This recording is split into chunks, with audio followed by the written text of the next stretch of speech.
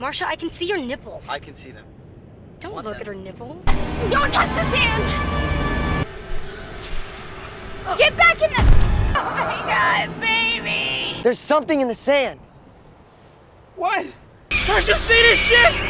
This fucking sand is... Welcome to Screen Recaps, and today we are going to be recapping the movie The Sand. The movie begins with a view of a beautiful beach, where a group of teenagers is seen partying at night. During the party, a boy makes a rule that no one is allowed to use cell phones, so he collects all their phones and locks them in the trunk of a car. Shortly after, two boys arrive carrying a large, mucus-filled lump that looks like an alien egg, which they found near the beach. Unbeknownst to them, this strange object will bring havoc when the sun rises the next day. As morning approaches, a girl named Kaylee wakes up, followed shortly by a boy named Mitch. They are at the lifeguard's house. Meanwhile, their friends are asleep in the car. Kaylee sees her boyfriend Jonah sleeping with her best friend Chanda and is devastated by their betrayal. A guy named Vance and his girlfriend Ronnie wake up in the back seat while Marsha wakes up on a beach chair. Kaylee sees a seabird searching for food when suddenly the bird is sucked into the sand. Marsha, still sleepy, tries to get up from the chair. Kaylee shouts at her to stay away from the sand, but it's too late. Marsha steps on the sand and feels an invisible force pulling her down. In a panic, Vance jumps out of the car to help, but he too is quickly sucked into the sand. His face is shredded and bleeding as something beneath the sand attacks him. Both Vance and Marsha disappear into the sand, leaving everyone in shock. The group plans to call the police, but they realize their cell phones are locked in the car's trunk. Mitch, who had the idea of collecting the phones, is blamed for their predicament. They also remember that they had secretly entered the beach, which was closed due to polluted seawater. Jonah tries to start the car, but the battery is dead, and he forgot to replace it before their trip. Curious about the creature in the sand, Kaylee uses her hands to lure it out. She discovers that the strange creature is hair-like and very thin. Their friend Gilbert, who was sleeping in a trash can, wakes up and tries to get out by shaking the barrel. The others shout at him to stay still, warning him about the danger in the sand. Gilbert is horrified to learn that two of their friends have died after being sucked into the sand. Gilbert had no choice but to endure and stay in the trash can. They began to despair, hoping someone would come to help them. Ronnie, grieving her boyfriend's loss, writes a letter to her mother. Without food and water, they can only wait for something uncertain. They soon realize that the people who attended last night's party have vanished, likely drowned in the beach sand. In other words, only 6 of them are left on this beach. Not far away, Kaylee notices the large boulder found last night is now torn apart. Ronnie also realizes that the large lump resembles a newly hatched egg. They believe the strange creature under the sand most likely came from this giant egg. Jonah then has the idea to retrieve items from Marsha's bag. In the back of the car, there are 2 surfboards that Jonah can use to walk. He places the surfboards one by one to step. As he approaches the chair, the surfboard he is on shifts and moves further away. Jonah tries to keep his body from touching the sand, but the monster emerges and touches his stomach. Fortunately, he survives and manages to jump onto a chair, but his stomach is injured, seemingly bitten by the monster. Jonah looks like he's been poisoned and struggles to endure the pain, saying his stomach feels like it's been stung by thousands of jellyfish.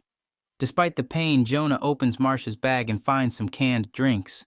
One by one, he throws drinking water to his friends.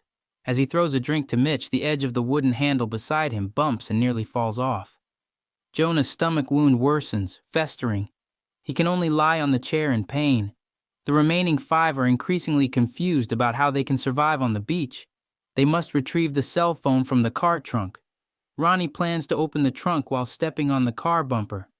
As the trunk starts to open, a patrol car suddenly arrives honking non-stop.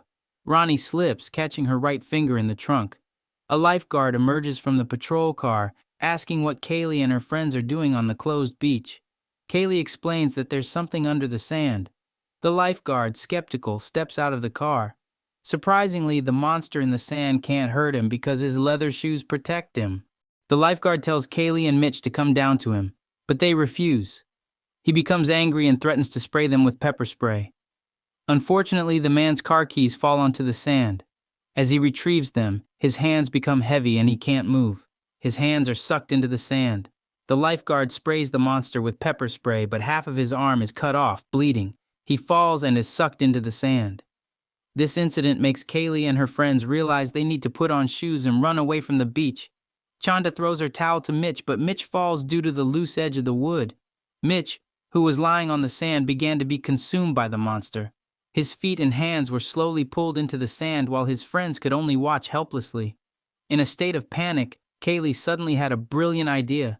She handed the ledge to Chanda, who was in the car, and then jumped from the lifeguard's house into the car.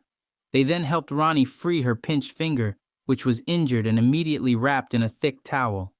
Meanwhile, Gilbert, half trapped in the trash can, began to bleed profusely. Kaylee and Chanda placed the wood down to cross over to the chair where Jonah was.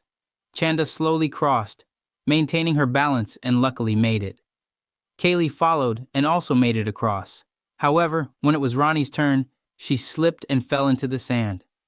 Quickly, the monster pulled Ronnie into the sand. Additionally, the monster tried to get into the trash can where Gilbert was.